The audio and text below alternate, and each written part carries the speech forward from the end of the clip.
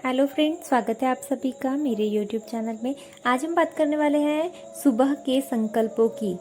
सुबह के संकल्प से आप जो चाहे वो अपनी लाइफ में अट्रैक्ट कर सकते हैं। आपको संकल्प किस टाइप से लेना है, आइए जान लेते हैं।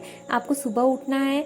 जब हम उठते हैं सुबह तो हमारा जो सबकॉन्शियस माइंड होता है वो बहुत ही एक्टिव होता है, और जो हम सुबह के संकल्प लेते हैं वो उसे बहुत ही जल्दी रिसीव करता है और उसी बेस पर वो काम करना शुरू कर देता है।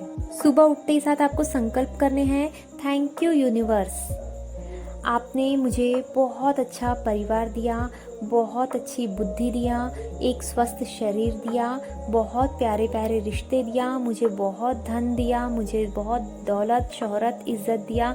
उसके लिए आपको बहुत बहुत धन्यवाद। यदि सुबह सुबह ये संकल्प आप करेंगे तो यकीन मानिए ये सारी चीज़ें आप अपनी लाइफ में अट्रैक्ट करने लगेंगे। आपकी लाइफ बहुत ही खूबसूरत हो जाएगी।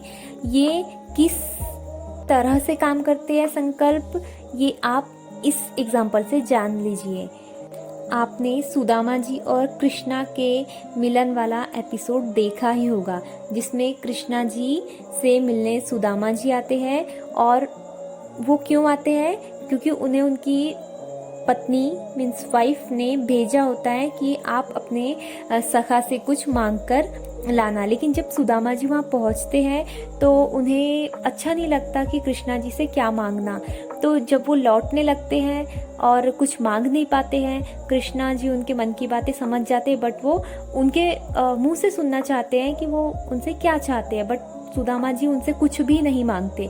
वो खाली हाथ जब जाने लगते हैं तो सुदामा जी उनसे कृष्णा जी उनसे पूछते हैं कि कहो मित्र, क्या तुम्हें किसी चीज़ की ज़रूरत है? मैं तुमको ज़रूर दूंगा, तुम एक बार बोल कर देखो। तो सुदामा जी क्या जवाब देते हैं कि नहीं कृष्णा, तुम्हारी कृपा से मेरे पास सब कुछ है। ध्यान दीजिएगा इस बात पर कि उनसे कृष्णा जी से सुदामा जी कहते हैं कि नहीं कृष्णा, आपकी कृपा से मेरे पास सब कुछ है, आपका दिया हुआ सब कुछ है। तो उस पर कृष्णा जी का जवाब रहता है कि ऐसा ही होगा।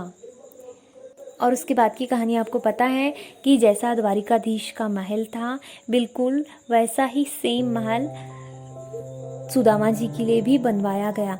अब आप ये सोचिए कि यदि सुदामा जी उनसे मांगते कि कृष्णा मुझे धन चाहिए थोड़ा सा, या मेरी आजीविका के लिए मुझे धन चाहिए, तो कृष्णा कितना धन देते उन्हें? उन्होंने जितना मांगा वो उतना ही देते।